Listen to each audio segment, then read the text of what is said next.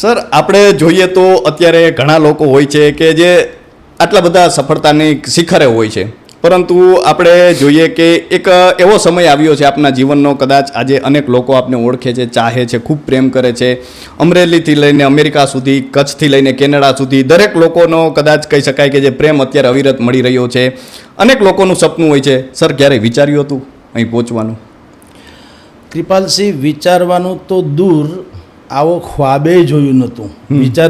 વિચાર તો જાગ્રત અવસ્થામાં આવે, પણ ઊંઘી જાવ તો સ્વપ્ન આવે. જી.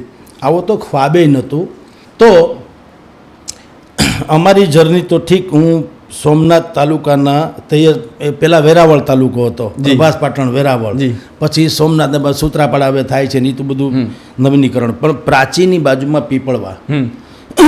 હવે એ હું ઘણાને કહું છું, હવે તો થોડુંક સુધારો આવ્યો છે, પણ એક જમાનામાં તો હું કહેતો હતો કે આદર્શ પછાત ગામ છે. કારણ કે પછાતપણાની જે આદર્શ સ્થિતિ ગણાય, રોડનું ન હોવું, સ્કૂલનું ન હોવું, બાગ બગીચાનો તો પ્રશ્ન જ નથી.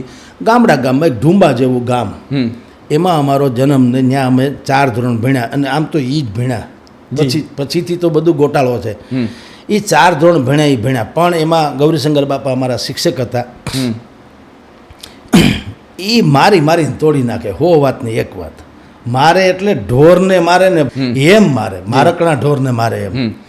એટલે એની બીકે અમે ભણ્યા, આમ તમે જુઓ તો. પણ એ ડર કે બીક એવો હતો, એટલી વાત તો નક્કી થઈ ગઈ હતી કે શોર્ટકટથી ક્યાંય મેળ નહીં પડે. એ સમયમાં પણ એ સમયમાં જે દિવસે આપણને કપડાં પહેરવાનું ભાન નહોતું, તે દિવસે એમ નક્કી થઈ ગયેલું, બધા ઉલ્લુ બનાવે ને કે આપણે લેસન ન કરવું ને ભાગી જવું ને ખેતરમાં વયું જવું ને મામાને ઘરે વયા ગયા ને એવા બાના જે કાઢીને હાલતા હતા.